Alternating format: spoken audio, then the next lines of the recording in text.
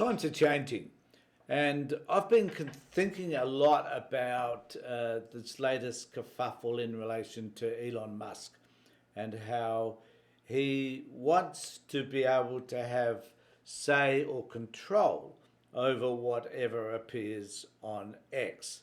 And no matter, he doesn't want a government to interfere with any of that manipulation or control that he desires.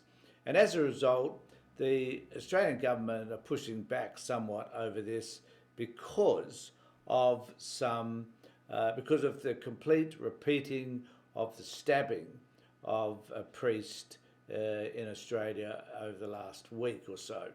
Now, I think that the problem here is that our standards are changing and governments do what they can, not always successfully, I admit, to represent those changing standards. And I'm old enough to remember when we were bombarded by cigarette advertising, and it was deemed the only way by which sporting activities such as the test matches in Australia, Sheffield Shield cricket, lots of other sporting events, the football leagues, they were all dependent on advertising at a time when back in the 60s, 70s, 70s in particular, I think, that Benson and Hedges advertising was the thing, and that completely around the ground you'd have Benson and Hedges logos. So those times changed when we came to realise that smoking was a health hazard, and government said enough is enough, and worked with sporting bodies in order to eliminate that advertising. Now, it is worth noting that most people at the time thought that that would be the end of major sports sponsorship, but it wasn't. Enter Ford Motor Company, for example, Toyota in terms of sponsoring Australian rules football. So lots of other people filled that gap, and it wasn't the horror story that people were predicting that it would be. Now, we've also entered now into a similar era, I think. Since those times, obviously, and particularly in the last 20 years, the advent of the internet and the predominance of social media in particular has brought a similar type of influence, because these days there are only a few people who govern or control what happens over the internet in relation to X, Facebook, Meta, and Snapchat and TikTok. And there are, there's also the terrible Truth Social, Trump's sort of effort to be an X. But the reality is that the internet has taken over, and that governments, therefore, as was the case with Benson and Hedges advertising, cigarette advertising in general, the government has chosen to take a step in what I believe is the is the right direction. Now, what this means for the future, we do not know. But what it does tell us is that society is changing in terms of what we believe should be viewed on any of these social media outlets. Now, I know for a fact that on YouTube, if you post something that is inappropriate, there are standards which you are told as a creator exist, and if you contravene those standards, then you will have be given a warning, or if you contravene it enough times, you will be eradicated completely from YouTube. There are standards. We know that with Facebook during the COVID outbreak, that certain misinformation was taken down. If you see something on Facebook that you object to, which I've done on many occasions, you can register a complaint. And so these other outlets have standards that they adhere to. generally speaking. However, Elon Musk seems to think that he is different. Now, regardless of what you think of Elon and the power that he wields, the issue still remains. Should we have stuff placed on the internet through places like X, Facebook and so on? Should we have some sort of guidance as to what is appropriate material? We know that people like Andrew Tate, for example, have been taken down off YouTube because of the type of misogyny that he propagated and some of the stupid and crazy things that he said. And there are plenty of other people, I guess, on social media that I'd like to see taken off. I'd like to see Andrew Bolt taken off in particular, because he just spreads so much crap and shit that one wonders about the value that he does offer. But nevertheless, most of these people don't contravene the basic standards. But there is a strong argument, and some of those arguments are put up by people like Bolt, that we're overstepping the mark and this is all political and so on. And I'll play a little bit of Andrew Bolt's response to this in just a moment.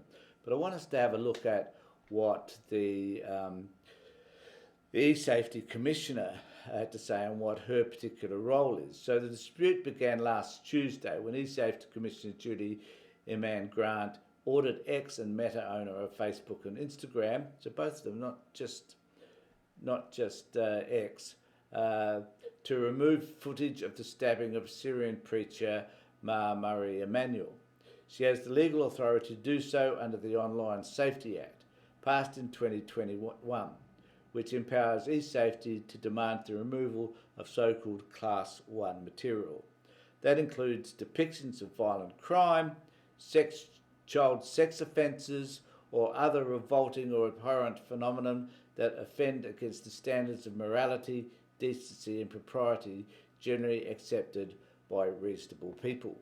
Now, I think that that is a reasonable response, that at some point the government, and particularly someone such as the e-safety commissioner, needs to take a stand against what we... So there are people that are responsible, I guess. There are, and who view this stuff for what it is. We view what's happening in Gaza. We have stuff reported to us on a daily basis that demonstrates how disgusting the human species is. But there are people who are influenced erroneously from all of this information, and we must make sure that we protect the community from those people who will choose to act in ways that are irresponsible. So I want to play a little bit from the ABC in relation to this, and then I'll play a little bit of what Andrew Bolt has to say about this to give you the other perspective, if you like. So this is from the 7:30 report the other day, and this is just a snippet of what they had to say. Thrown into question whether regulators have sufficient powers to do their work. The primary challenge for e-safety commissioner is the extent to which they can actually enact these penalties. It doesn't have quite the teeth that it needs to really force, in particular, big tech to act. These are companies that make billions of dollars a year, with incredibly powerful owners who are very bullish in their response to any attempt to regulate them. The enforcement powers currently available to the e-safety commissioner include formal warnings, enforceable undertakings, injunctions, infringement notices and civil penalties. In the most extreme circumstances, the Commissioner may apply to the Federal Court to order that a platform like X stop supplying its service in Australia. That could be the ultimate result. I mean, obviously what the Commissioner does is to serve removal notices in relation to specific material, but ultimately if that wasn't having an effect and the material was pervasive within the social media agency or platform, then it would be possible to remove the platform altogether. The subject... So I guess the issue is the e-safety commissioner has a certain set of powers. and those powers are designed to remove specific material that they see as offensive. And could that be extended to the point of moving X completely from anyone in Australia? I hope not, and I don't think that's necessarily where this is heading. But there are people like Andrew Bolt, my friend, my buddy on Sky News, who takes a completely different approach, who sees this as something extremely offensive, and is, I guess, he takes the view that this, at the end of the day, may destroy, I hate to think this, may destroy his career. And of course, there is this attack on free speech. So what Andrew seems to miss is that the E-Safety Commissioner can remove specific content or seek to remove specific content. This is not about curtailing free speech, as he will tell you. This is simply, and it's almost like he doesn't understand the role of the Commissioner in the first place, as I just explained to you in the ABC section. So here's what Andrew Bolt has to say, one of the most revolting persons on this planet, I hasten to add, but nevertheless, he does have some influence. Elon Musk. It today got more vicious, it got more cynical, more hypocritical, and more dangerous to you. Today, the Prime Minister played the class war card against Musk and abused him for saying Australia shouldn't be trying to stop the whole world from seeing the stabbing attack in Sydney on a Christian bishop. It just shows his arrogance. This is an egotist, totally out of touch. He clearly sees this as a vanity project for himself. I need to observe that one simple fact here, that there was a lot of cutting done during this particular interview, because heaven forbid if we want to see everything that Albanese had to say on relation to this. That's not Albanese putting an argument, that's him appealing to the mob with cheap abuse of a scapegoat. But then came the hypocrisy. I just love the support that they must give Elon Musk, because he sits on their side of politics. He is a right-winger and an extreme right-winger and one of the most powerful right-wingers in the world. And of course, that sits perfectly with someone like Andrew Bolt. Hypocrisy plus more abuse. Well, this is a bloke who's chosen ego and showing violence over common sense. I think that Australians will shake their head when they think that this billionaire is prepared to go to court fighting for the right to sow division and to show violent videos. Such hypocrisy. But before I show you why... I love that. One of the most hypocritical individuals on this planet is this dude. I mean, he bought Twitter after getting sick of its censorship of conservatives. It had even banned Donald Trump. So Musk is now a hate figure of the left. So that's important background. Oh, the second thing to remember is that Musk is not some sociopath demanding the right to sow division. Albanese is just defaming him. No, he's actually serious about free speech. So when the Albanese government's E-Safety Commissioner, a disgruntled former Twitter employee, by the way, told Musk to take... I just love the way he has to throw that in there as if she has a gripe specifically against Twitter. Well, you know, we don't know anything about or much about that background or her relationship with X. She may have moved from Twitter to this role simply because it was a better opportunity. Who knows? But Andrew Bolt is full of crap in relation to this. He fails to understand that this is not about curtailing free speech. This is simply about being able to say this bit of content is wrong, it's unhelpful, and it's divisive. And the problem with people like Bolt and those people on Sky News is that their whole intention is to be divisive, is to present stuff, to present material that will divide one side from the other, Jews from Christians, Christians from Muslims, black from white, race, certain races, Indigenous people particularly, from non-Indigenous people.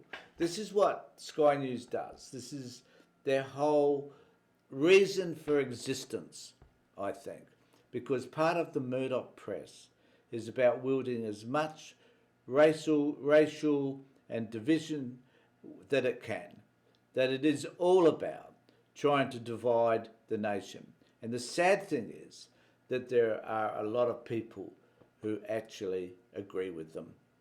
Let me know what you think about what's happening in relation to X. Please subscribe to my channel, ring the bell for further notifications. But let's be clear, at the end of the day, we need to find a way to learn to live together, to be respectful of each other, and to recognise that there are times when inappropriate comments and inappropriate videos are placed on the internet. And we need to have somebody there who will say, this is wrong, this is offensive, and this is stuff that people will take on board and act on. So let's make sure that we can make the changes that are most helpful. In the meantime, let me know what you think in the comment section below. Take care, look after yourselves, and more importantly, be safe.